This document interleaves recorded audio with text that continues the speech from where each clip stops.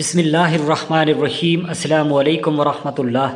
اللہ تعالیٰ نے اپنے حق کے ساتھ ماں باپ کا حق بیان فرمایا ہے۔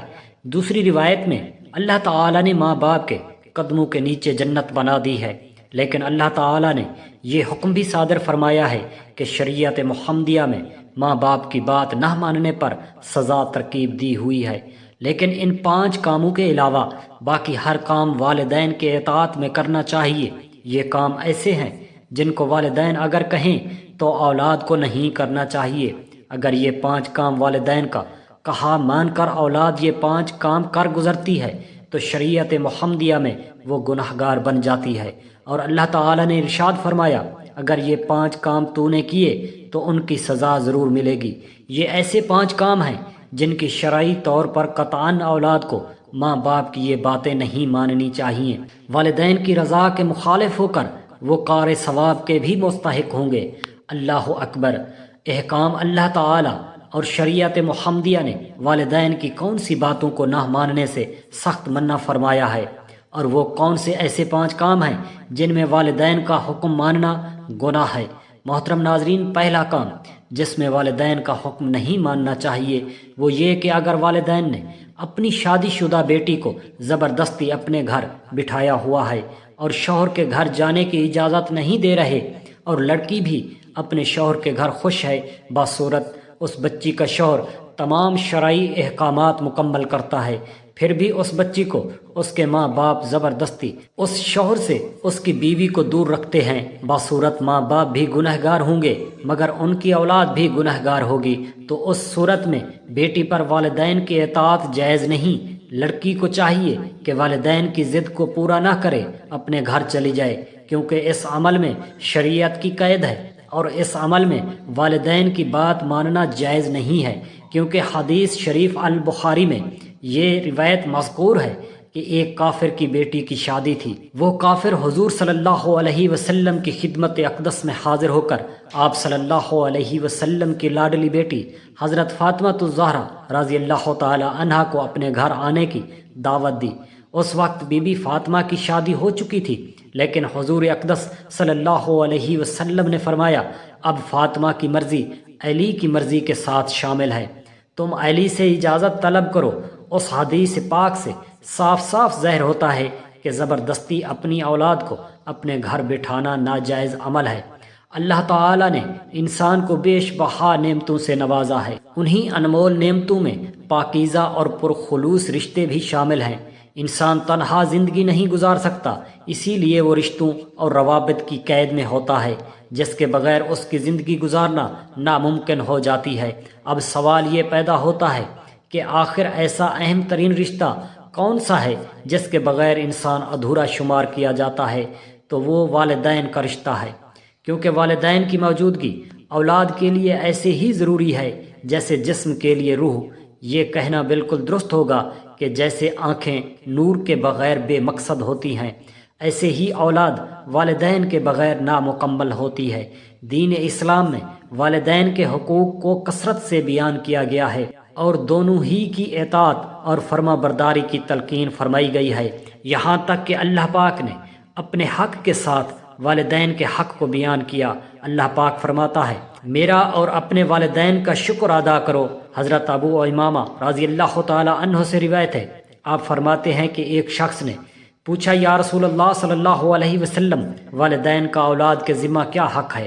آپ صلی اللہ علیہ وآلہ وسلم نے فرمایا جنت یا دوزخ ہے، یعنی ان کی خدمت کرو گے تو جنت میں جاؤ گے، ان کی نافرمانی کرو گے تو دوزخ خریدو گے۔ ایک اور حدیث پاک میں آتا ہے کہ حضرت ابن عباس رضی اللہ تعالی عنہ سے روایت ہے کہ حضور اکرم صلی اللہ علیہ وآلہ وسلم نے فرمایا جو شخص والدین کا فرما بردار ہو اس کے لیے جنت کے 2 دروازے کھل جاتے ہیں، اور اگر ان میں سے ایک ہو تو ایک دروازہ کھل جاتا ہے، اور جو شخص والدین کا نافرمان ہو تو اس کے لیے جہنم کے دونوں دروازے کھل جاتے ہیں، اور اگر ان میں سے ایک ہو تو دروازے کو بڑا کر دیا جاتا ہے۔ پھر ایک شخص نے عرض کیا یا رسول اللہ صلی اللہ علیہ وسلم، کیا والدین اس پر ظلم کرتے ہوں تب بھی؟ آپ صلی اللہ علیہ وآلہ وسلم نے فرمایا ہاں، خواہ وہ اس پر ظلم کرتے ہوں، خواہ وہ اس پر ظلم کرتے ہوں، یعنی یہ جملہ آپ صلی اللہ علیہ وسلم نے 3 مرتبہ ارشاد فرمایا۔ حضرت ابن عباس ہی سے روایت ہے کہ رسول خدا صلی اللہ علیہ وآلہ وسلم نے فرمایا کہ فرما بردار اولاد اپنے والدین کی طرف نظر شفقت و محبت سے دیکھے، ہر مرتبہ دیکھنے پر ایک حج مقبول کا ثواب لکھ دیا جاتا ہے۔ عرض کیا گیا، یا رسول اللہ صلی اللہ علیہ وسلم، خواہ وہ 100 مرتبہ دیکھے تب بھی؟ آپ صلی اللہ علیہ وسلم نے فرمایا، ہاں، اللہ تعالیٰ اس سے بھی بڑے اور زیادہ پاکیزہ ہیں، ان کے لیے 100 حج کا ثواب دینا کیا مشکل ہے۔ ایک بہت ہی مشہور حدیث مبارک ہے، حضرت جابر بن عبداللہ رضی اللہ تعالی عنہ سے روایت ہے کہ نبی کریم صلی اللہ علیہ وسلم ممبر پر جلوہ افروز ہوئے۔ جب پہلی سیڑھی پر چڑھے تو فرمایا آمین، پھر دوسری سیڑھی پر چڑھے تو فرمایا آمین، جب تیسری سیڑھی پر چڑھے تو فرمایا آمین۔ صحابہ کرام رضی اللہ تعالی عنہ کہا، اے اللہ کے رسول صلی اللہ علیہ وسلم، ہم نے آپ کو 3 مرتبہ آمین کہتے ہوئے سنا۔ آپ صلی اللہ علیہ وسلم نے فرمایا، ہاں، جب میں پہلی سیڑھی پر چڑھا تو جبرائیل علیہ السلام میرے پاس آئے اور کہا، بدبخت ہے وہ شخص جس نے رمضان کا مہینہ پایا پھر وہ گزر گیا اور اس کی بخشش نہ ہوئی۔ تو میں نے کہا آمین۔ پھر کہا کہ بد نصیب ہے وہ بندہ جس نے اپنے والدین یا دونوں میں سے ایک کو پایا اور انہوں نے اس کو جنت میں داخل نہ کرایا۔ تو میں نے کہا آمین۔ پھر جبرائیل امین علیہ السلام نے فرمایا کہ کم بخت ہے وہ شخص جس کے سامنے آپ کا ذکر ہوا اور اس نے آپ پر درود نہ پڑھا۔ تو میں نے کہا آمین۔ اب ذکر کرتے ہیں کہ وہ کون سے ایسے 5 امور ہیں جن میں والدین کا حکم ماننے سے شریعت نے سخت منع فرمایا ہے۔ دوسرے نمبر پر گناہ ہے۔ اگر والدین کوئی ایسا کام کرنے کو کہے جو گناہ کی بات ہو، مثلا اگر والدین کہے کہ نماز نہ پڑھو، داڑھی مت رکھو وغیرہ، تو اسی کو ماننے سے شریعت نے منع کیا ہے۔ نبی اکرم صلی اللہ علیہ وسلم نے فرمایا کہ خالق کی معیشت میں مخلوق کی کوئی اطاعت نہیں۔ حضرت عبداللہ بن عمر رضی اللہ تعالی عنہ کہتے ہیں کہ رسول اکرم صلی اللہ علیہ وآلہ وسلم نے فرمایا، ہر مسلمان آدمی پر امیر اور حاکم کی اور والدین کی بات ماننا لازم ہے، چاہے وہ اسے پسند ہو یا ناپسند ہو۔ اگر اللہ اور رسول کی نافرمانی کا حکم دیا جائے، اس کو سننا ماننا نہیں ہے۔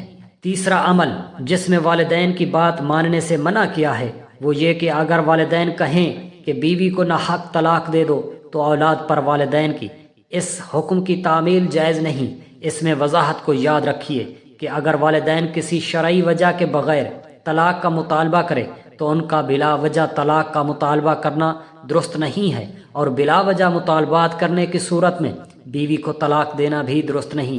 البتہ اگر بیوی ان کے ساتھ اچھا برتاؤ نہ کرتی ہو، ان کی گستاخی کرتی ہو اور بدگوئی اور بے رخی سے پیش آتی ہو اور سمجھ سمجھانے کے باوجود باز نہ آتی ہو، تو پھر ان کے مطالبے پر طلاق دینے کی گنجائش ہوگی۔ اور اگر بیوی میں ایسی کوئی بات نہیں تو اس صورت میں والدین کی بات ماننا لازم نہیں ہے، اس لیے کہ حلال کاموں میں اللہ تعالیٰ کے نزدیک سب سے زیادہ ناپسندیدہ بات طلاق دینا ہے۔ چوتھا عمل جس میں والدین کا حکم ماننے سے منع کیا گیا ہے وہ یہ کہ اگر والدین کہے کہ بیوی کو تنہا مکان میں مت رکھو تو اس میں بھی ان کی تکمیل روا نہیں، کیونکہ یہ عمل شریعت محمدیہ کی نفی کرتا ہے۔ البتہ اگر بیوی اپنی خوشی سے والدین کے ساتھ رہنے پر راضی ہو تو وہ دوسری بات ہے، ورنہ اپنی حیثیت کے مطابق بیوی کو علیحدہ مکان دینا شریعت کا حکم ہے، اور اس کے خلاف کسی کی بات ماننا جائز نہیں۔ شوہر کے ذمہ ہے کہ بیوی کی رہائش کے لیے ایسا انتظام کرے جہاں اس کے ذاتی امور میں کوئی مداخلت نہ کرے، یا تو الگ گھر کا انتظام کرے، اور اگر الگ رہائش کی صورت نہیں بنتی تو اپنی والدہ کے گھر میں ہی ایک الگ کمرہ دیں جس میں باتھ روم، غسل خانہ بھی ہو اور باورچی خانہ بھی۔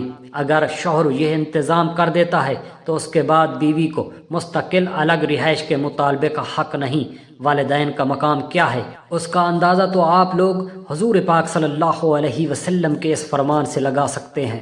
آپ صلی اللہ علیہ وآلہ وسلم نے فرمایا، اگر میں اپنے والدین یا ان دونوں میں کسی ایک کو پاتا جبکہ میں عشاء کی نماز شروع کر کے سورہ فاتحہ پڑھ چکا ہوتا اور وہ مجھے پکارتے محمد صلی اللہ علیہ وسلم، تو میں جواب میں لبیک کہتا، یعنی میں حاضر ہوں کہتا۔ حضرت عبداللہ بن ابی اوفا رضی اللہ تعالی عنہ فرماتے ہیں کہ علقمہ نامی ایک شخص جو نماز روزے کا بہت پابند تھا، جب اس کے انتقال کا وقت قریب آیا تو اس کے منہ سے باوجود تلقین کے کلمہ شہادت جاری نہ ہوتا تھا۔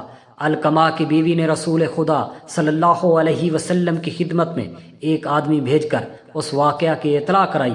آپ صلی اللہ علیہ وآلہ وسلم نے دریافت کیا علقمہ کے والدین زندہ ہیں یا نہیں۔ معلوم ہوا کہ صرف والدہ زندہ ہے اور وہ علقمہ سے بہت ناراض ہے۔ آپ صلی اللہ علیہ وسلم نے علقمہ کی والدہ کو اطلاع کرائی کہ میں تم سے ملاقات کرنا چاہتا ہوں، تم میرے پاس آتی ہو یا میں تمہارے پاس محمد آؤں صلی اللہ علیہ وسلم۔ علقمہ کی والدہ نے عرض کی، میرے ماں باپ آپ پر قربان ہوں، میں آپ کو تکلیف دینا نہیں چاہتی بلکہ خود ہی حاضر ہوتی ہوں۔ چنانچہ بڑھیا حضور پاک صلی اللہ علیہ وآلہ وسلم کی خدمت اقدس میں حاضر ہوئی۔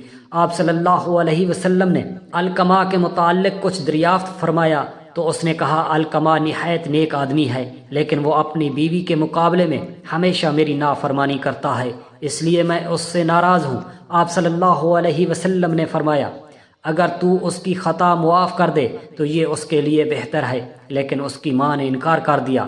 تب آپ صلی اللہ علیہ وسلم نے حضرت بلال حبشی رضی اللہ تعالی عنہ کو حکم دیا کہ لکڑیاں جمع کرو اور علقمہ کو جلا دو۔ بڑھیا یہ سن کر گھبرائی اور اس نے دریافت کیا کہ کیا میرے بچے کو آگ میں جلا دیا جائے گا؟ آپ صلی اللہ علیہ وسلم نے فرمایا، ہاں، اللہ کے عذاب کے مقابلے میں یہ ہمارا عذاب ہلکا ہے۔ خدا کی قسم، جب تک اس سے ناراض ہے نہ اس کی نماز قبول ہے نہ کوئی صدقہ قبول ہے۔ بڑھیا نے کہا، میں آپ کو اور لوگوں کو گواہ کرتی ہوں کہ میں نے علقمہ کے قصور کو معاف کر دیا۔ آپ صلی اللہ علیہ وسلم نے لوگوں کو مخاطب کرتے ہوئے، دیکھو علقمہ کی زبان پر کلمہ شہادت جاری ہوا ہے یا نہیں؟ لوگوں نے بیان کیا، یا رسول اللہ صلی اللہ علیہ وسلم، علقمہ کی زبان پر کلمہ شہادت جاری ہو گیا ہے اور کلمہ شہادت کے ساتھ اس نے انتقال کیا۔ آپ نے علقمہ کے غسل و کفن کا حکم دیا اور خود جنازے کے ساتھ تشریف لے گئے۔ علقمہ کو دفن کرنے کے بعد کہا، مہاجرین اور انصار میں سے جس شخص نے اپنی ماں کی نافرمانی کی یا اس کو تکلیف پہنچائی تو اس پر اللہ کی لعنت، فرشتوں کی لعنت اور سب لوگوں کی لعنت ہوتی ہے۔ خدا تعالیٰ نہ تو اس کا فرض قبول کرتا ہے نہ نفل، یہاں تک کہ وہ اللہ تعالیٰ سے توبہ کرے اور اپنی ماں کے ساتھ نیکی کرے اور جس طرح ممکن ہو اس کو راضی کرے۔ اس کی رضا ماں کی رضامندی پر موقوف ہے اور باپ کا ادب خدا تعالیٰ کے غصے میں پوشیدہ ہے۔ پانچواں عمل جو اپنے والدین کا کہا نہیں ماننا چاہیے وہ ہے دین اسلام کو چھوڑنا، یعنی بے دین ہونا، یعنی اطاعت رسول خدا صلی اللہ علیہ وسلم کی نفی کرنا۔ توبہ معاذ اللہ، یہ کام بھی جائز نہیں ہے۔ اللہ تعالیٰ سے دعا ہے کہ اللہ پاک ہمیں اپنے والدین کی خدمت کرنا نصیب کرے اور اللہ پاک ہمیں حضور پاک صلی اللہ علیہ وسلم کے مبارک دین پر